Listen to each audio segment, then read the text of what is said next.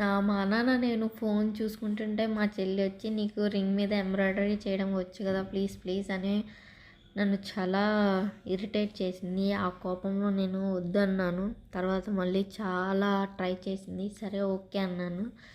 ఇంకా చేసేదేం లేక స్టార్ట్ చేద్దాం అనుకున్నా. ఏం చేద్దామో అర్థం కావట్లేదు. సడన్గా రోజ్ వేద్దామని ఐడియా వచ్చింది.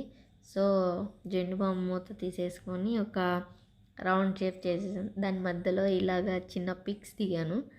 ఇప్పుడైతే నేను ఈ జెండు బామ్ క్యాప్తో సర్కిల్ చేస్తున్నాను.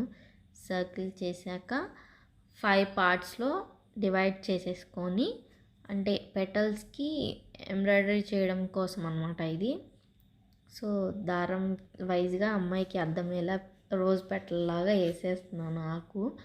ఆ ఒకటి బాగాలేదని ఇంకో రెండు వేసేసి ఇలా కాడలు లాగా ఇంకో ఆకు పెట్టేసి ఒక ఏదో సంథింగ్ ఆడుకుంటుంది కదా అని చెప్పి ఒక 2, 3 వేసేసాను.